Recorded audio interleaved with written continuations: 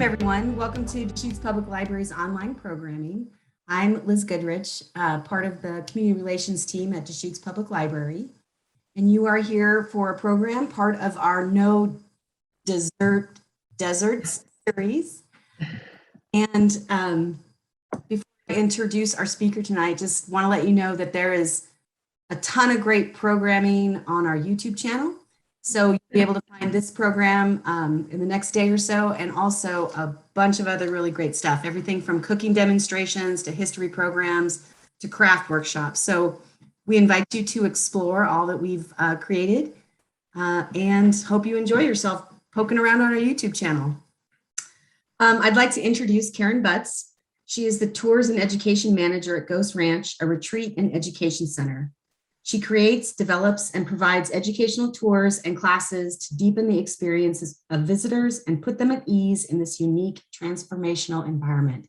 And she's here to talk tonight with us about Georgia O'Keeffe. So, Karen, welcome. And I'm going to go ahead and invite you to share your screen. Okay. Yeah, I put some slides together so that people can see some images of what Georgia O'Keeffe painted at Ghost Ranch as inspired by the high desert environment.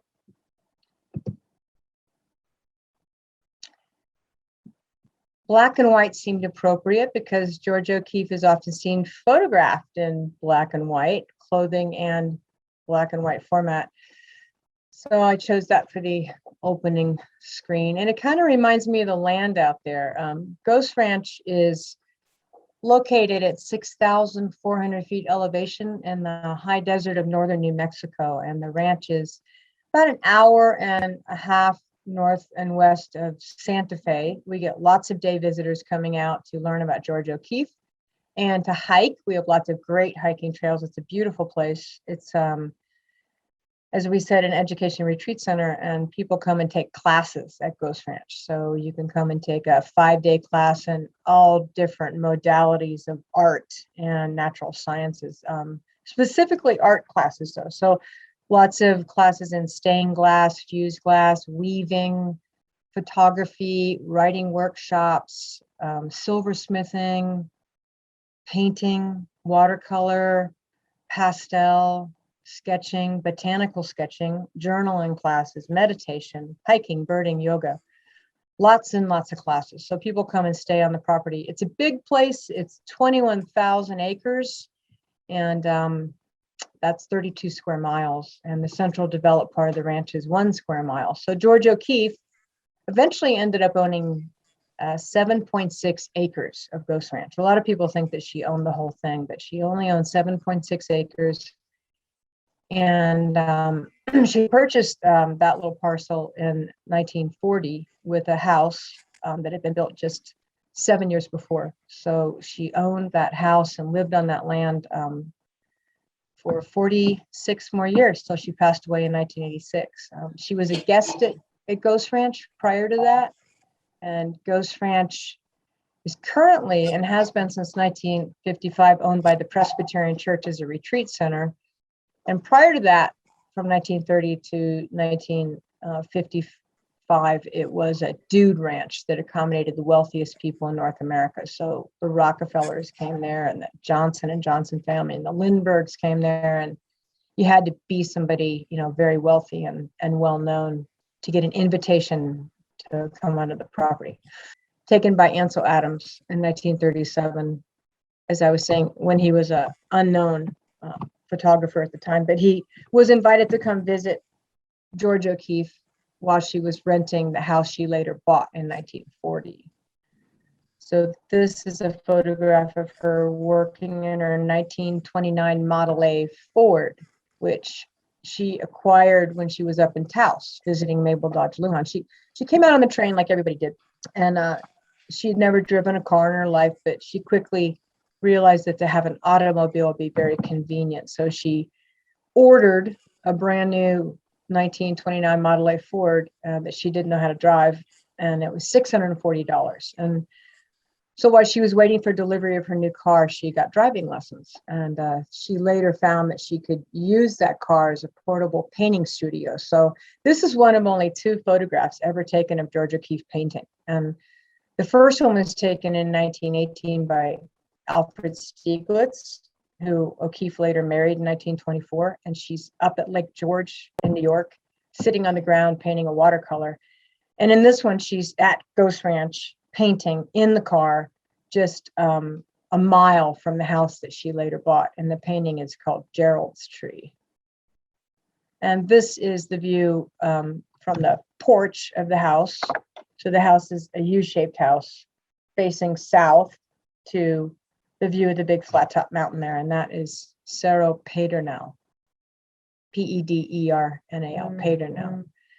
So she had this incredible view to this big flat top mountain, and she painted it many times. And I've got a couple examples of her paintings, and this is a pastel painting that was done in 1945. She began the series, though, of paintings of Pedernal in 1936, and the series went all the way to 1958. So this is a 1945 painting.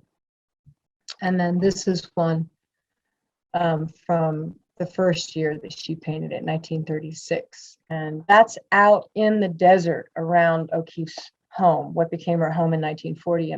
And those hills right there that you see in the foreground of the painting, it's a unique sedimentary formation that's ancient. It's called the Chinle Formation. And Ghost Ranch is in the upper Sonoran Zone, the high desert of northern New Mexico, 6,400 feet elevation.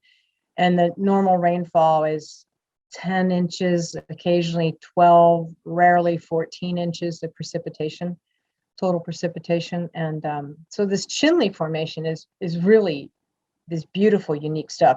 O'Keeffe called this the painted desert. But this is a layer that we find Triassic fossils in at Ghost Ranch. So Ghost Ranch is not only renowned for George O'Keeffe and all the natural beauty around it, but for being one of the best places in North America, if not the world, for the discovery of Triassic fossils. And they date back way further than the Jurassic period. These are the ancestors and precursors to T-Rex that we find in fossil form. So 210 to 220 million years in the past. So this red stuff, the painted desert all around O'Keeffe's house, is a material that's been mineralized and fossilized that was a tropical environment on the supercontinent Pangaea straddling the equator. So pretty cool stuff. This is what you would see if you looked out the north side of George O'Keeffe's house at Ghost Ranch. These big, beautiful 500 feet high cliffs of sandstone. The Chinle Formation is just way down there at the bottom. But the vertical part, the big wall section is sandstone. It's called the Entrada Formation, and it's 170 million years old. And then at the top of that layer, there's white. The top of that wall, there's a white layer like icing on a cake, and that layer is called the Todilto Formation, and it's gypsum and limestone. So this is what O'Keeffe could see out of the north windows of her house, and directly north of the house, just less than a mile away. And she did 12 different paintings of these cliffs. So she called this her curtains to the north, these big cliffs. Now, this image here, this is a really simplistic looking painting, but if O'Keeffe went out the kitchen door and walked to the east of the house, just a very short distance of, say, a quarter mile, between a quarter mile and a half mile, less than a kilometer, she would come to these beautiful red hills. And I've been leading tours and designing tours and running tours at Ghost Ranch now for 15 years. And a few years back, I was very intrigued to learn the location of more of the painting sites, because I knew that O'Keeffe could just walk out the door of her house to be in these locations that she later painted. And she would frequently, take walks in the morning. She liked to go walk in the morning. She'd carry a sketch pad And anything that was really intriguing, she would sketch, and then the sketches would later become paintings. So this one I was able to find because I followed her directions. There's this wonderful book by Viking Press that was published in 1976 that I'm sure the library has at least one, if not several copies of. And it's really nice to look through it. It's 108 of George O'Keeffe's favorite paintings of the time, in 1975, that she compiled, and she included some text and information about some of the paintings of why and how she did the painting. So I was looking through that, turned the page, and I found directions to the painting site. So a little way out beyond my kitchen window at the ranch is, hey, I can't see that text box is in my way, is a, that's irritating. There, I moved it, is a V shape in the Red Hills. I passed the V many times, sometimes stopping to look as it spoke to me quietly. I one day carried my canvas out and made a drawing of it. The shapes of the drawing were so simple, it scarcely seemed worthwhile to bother with it any further. But I did a painting, just the arms of two red hills, reaching out to the sky and holding it. So again, the painting's really quite simple, but it's big. It's 30 by 40 inches. That's a large painting, 30 by 40 inches. And as she said, just out her kitchen door. She did a second version of that set of hills on a winter day. And this is 1946, and it's the same set of hills with this bird flying over it. And this is the same year that her husband, Alfred Stieglitz, passed away. So this, and his nickname was Old Crow, and she calls this a crow, a black bird or crow flying over the snow-covered hills. Some more examples of the beautiful red hills. She certainly, O'Keeffe enhances the colors and makes them much more intense. But these are just places she could get up in the morning and walk to in a few minutes from the house. So the house is just surrounded by, these beautiful uninhabited hills that O'Keeffe just painted over and over again.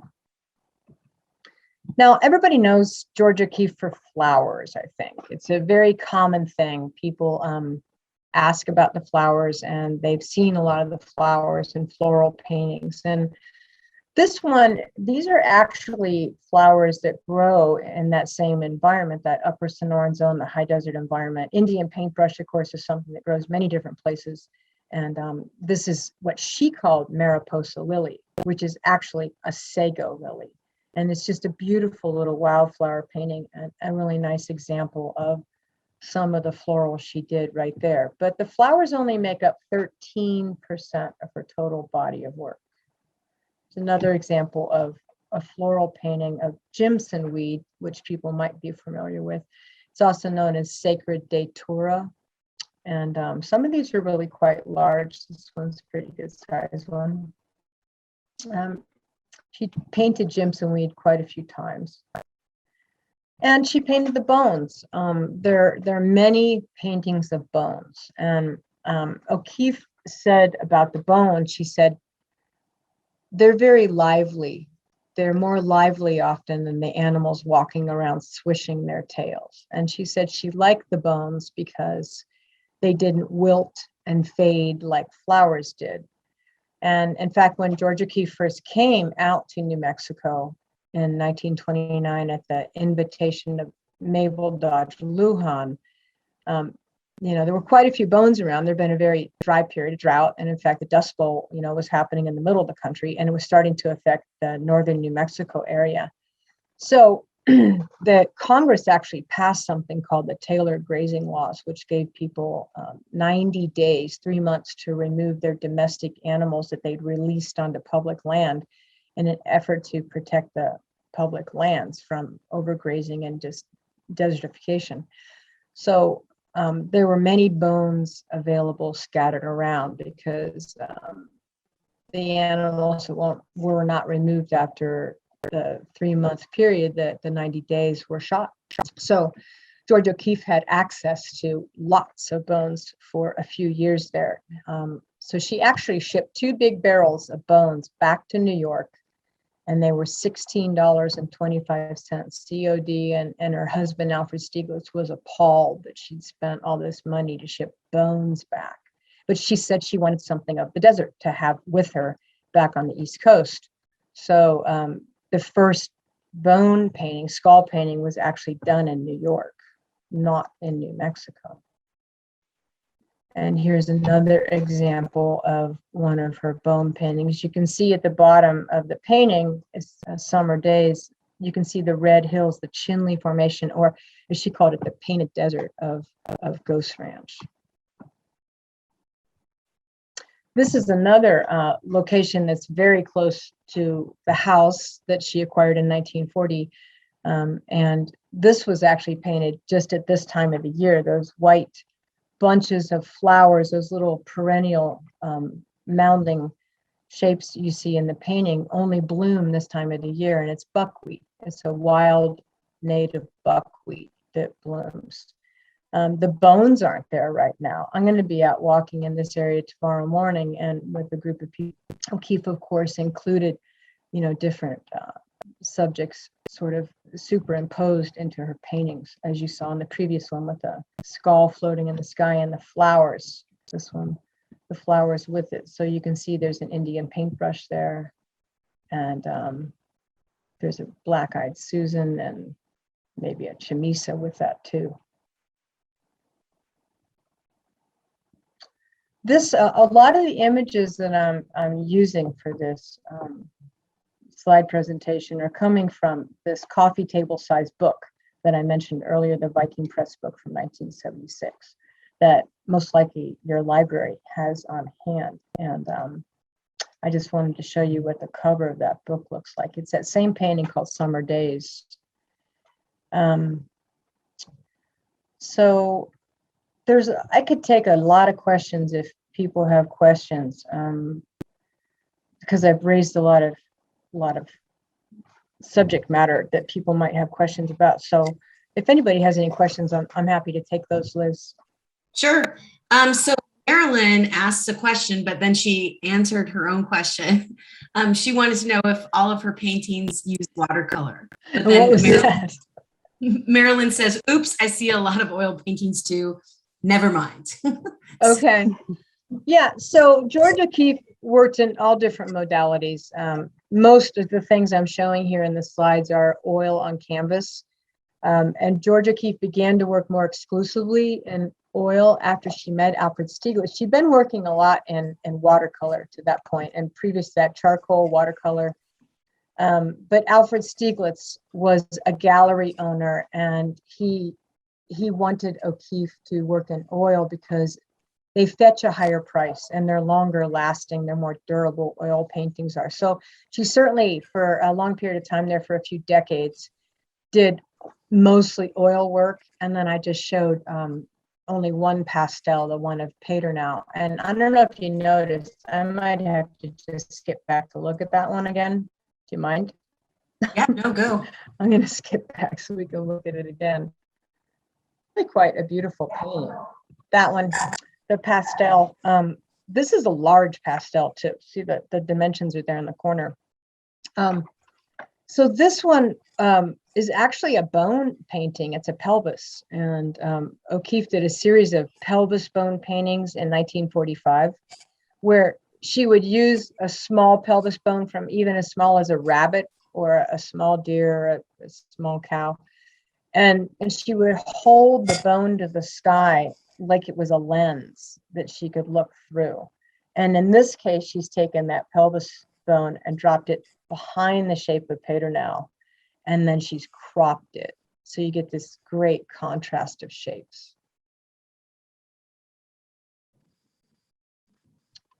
So I'm wondering, Karen, about her training. Did she have technical training, schooling in being an artist, or how did she come to do art?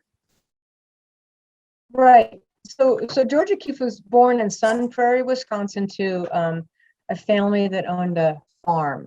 They farmed on the land as well. And she was the second of 7 children.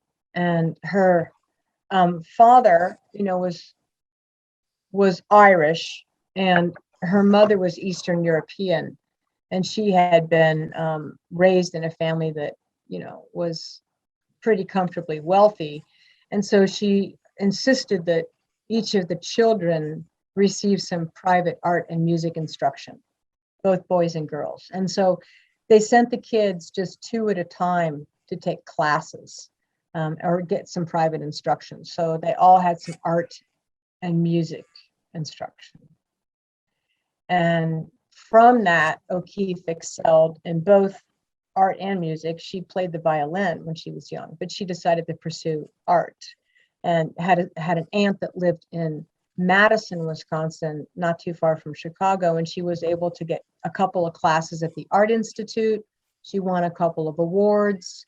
She was able to take those and go to New York and take some classes at the Art Students League, but she never did get a formal degree from any art school.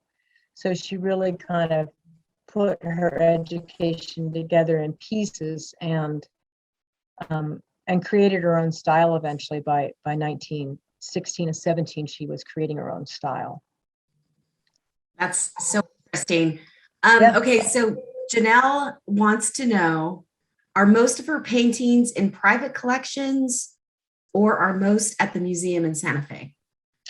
Right. So the George O'Keeffe Museum in Santa Fe has been around about 25 years now, and I would estimate that they own about 50% of her work.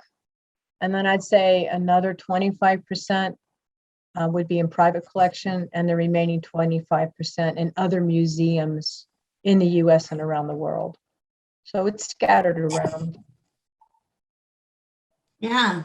I really, it's interesting that you showed all these landscape photos or pictures, because really, like you said, I am most familiar with her flower work. Yeah. And it's so nice to see this different side of her and hear the explanation of how she was so impacted by her physical environment and the place where she lived, and that she really put what she saw in her daily life onto canvas.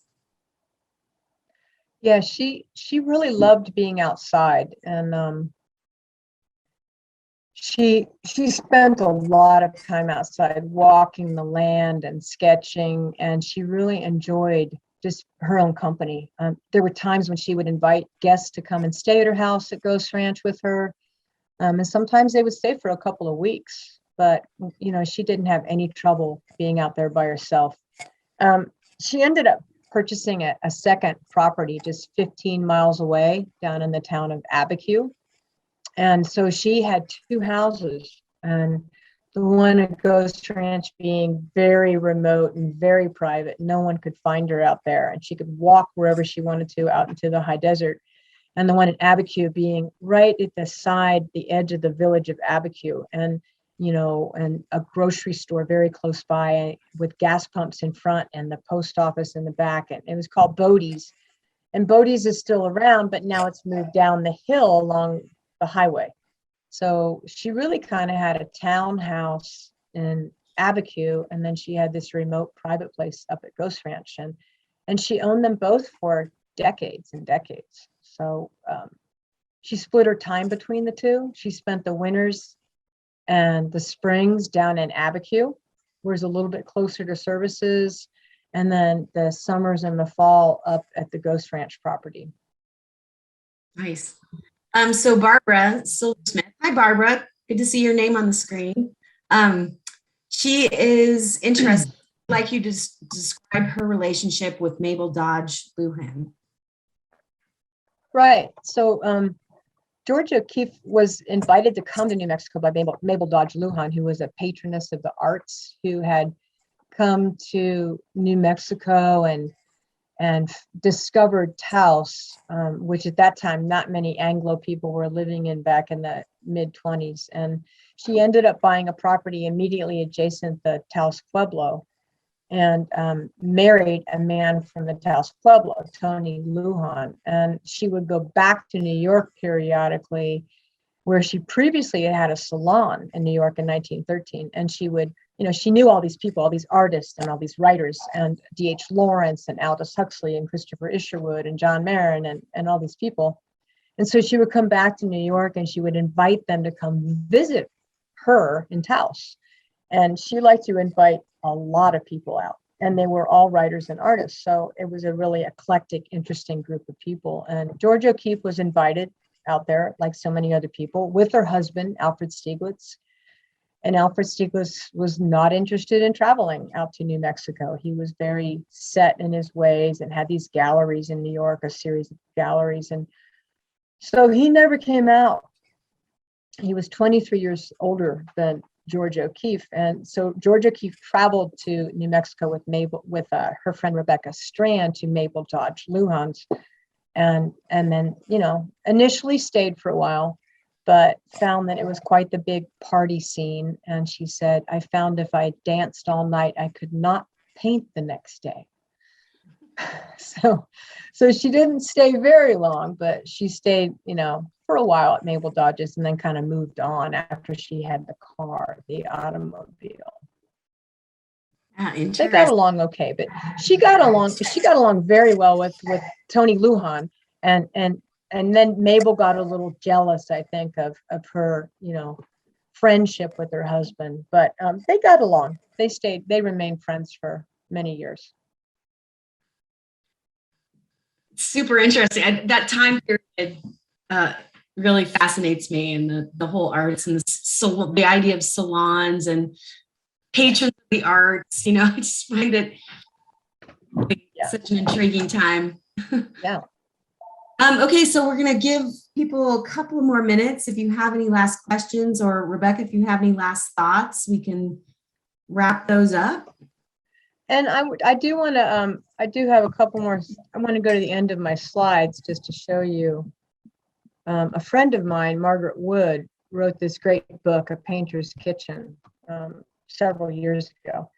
And it's got some recipes in it. Margaret, my friend, used to work for Georgia O'Keeffe when she was a young woman. When Margaret was in her 20s, mid-20s, she worked for O'Keeffe. And that was back in the 70s, But she ended up writing this great book with these really apparently simple recipes with little memories of why and how, she was to make things, and stories that O'Keeffe told her in the evenings when they were spending the evenings together. Margaret's job was to spend the night with Georgia O'Keeffe at that point. Georgia O'Keeffe's vision was quite poor. After 1971, she was diagnosed with macular degeneration. And so she needed someone to help her out in the evenings, and kind of prepare dinner and help her get ready for bed and just be there at night. So that's what Margaret did. And she wrote this great book. And there's a great recipe that I've made with Margaret before, Norwegian apple pie cake, because, desert and desserts. And it's got this nice rum sauce on it too. So I wanted to share that with you guys. I love how you rolled the desert and desserts into one program. Really appreciate it. Okay, so I do have two more questions. Okay. Marilyn wants to know if there were many paintings of the Taos Pueblo. Did she do paintings of the Taos Pueblo? I am only aware of one painting that Georgia O'Keeffe did of the Taos Pueblo, and she began that painting in 1929, and she didn't complete the painting till a few years later in 1934. She did paint the famous church in Taos, the Rancho's Church, and she did the painting from the back side of the church. And then Ansel Adams also did photographs from the back side of the church, showing these large, buttressed walls, because it's a massive adobe building. So in order to support the weight of the adobe, they just spread the adobe out, and buttress the base of the wall. So those are both quite famous, the paintings that O'Keeffe did of the Rancho's Church and the photographs that Ansel Adams took of the back of the Rancho's Church. But yes, just one painting of Taos Pueblo. Okay, so one more question from Janelle, and I'm a little unclear, Janelle, so you might have to clarify the question. She's wondering, does she have her own money? And I'm not sure if she's talking about Georgia O'Keeffe or the patron. So Nell, Yeah, I'm gonna think I bet it's George O'Keeffe. So here's the thing: is George O'Keeffe was born to a farming family. They were land wealthy, but they weren't cash wealthy. And when George O'Keeffe was 13 years old, her father was very concerned about tuberculosis because he had lost two brothers to tuberculosis, and he was concerned that he would become ill or somebody in the family. So he had this idea to move the whole family, the 7 kids, and he and his wife, all the way to the East Coast to Charlottesville, Virginia, and to start over there. So they sold all the land and they moved there, and they just became poor, impoverished. He thought he could take the money and start a grocery store and have the store downstairs and they could all live upstairs, but nobody would come to their store because they were newcomers and outsiders, and they became very poor, and the house had to turn into a boarding house, and he had to go off for work. So George O'Keeffe ended up, she didn't want to stay and help run the boarding house with her mom and sister, so she ended up taking a teaching job in Canyon, Texas, and fibbing that she was experienced to get the job. And, back then, I guess it was probably hard to check references, So she took this teaching job in Texas just to make some money. And that's actually when she fell in love with the wide open desert and plain environment, the high plains environment in Texas. And she was living there in Canyon near Amarillo, Texas. So she really didn't have any money. And at that point, she also realized in teaching, because her job was to teach art to other young students who were going to become teachers, art teachers. So she realized that all she'd been doing was copying the masters. And so she started at that point to create her own style. So in any case, it was through her relationship with Stieglitz, who really didn't have any money either, believe it or not. But he had these galleries, and then he began to show her work and put her out into the public. And the money was made in the 10-year period from 1920 to 1930 from the sale of her paintings in his galleries. Nice. Yeah. Any last questions before we, oh, whoops, they keep coming in. Oh, okay, no, Janelle says, very interesting, thanks so much. So I guess you got the right person. Right. So Karen, we really want to thank you. This was really interesting, a beloved American artist, and you really brought her to life and really, put her in the space of the high desert. And I such a new appreciation for her work and her life. So thank you, everybody. This recording will be available in the next couple of days on our YouTube channel or our website. And we invite you to join us again for future programs. So thank you. Good night. Thank you for inviting me. Good night, Yeah, everybody. Okay, bye-bye.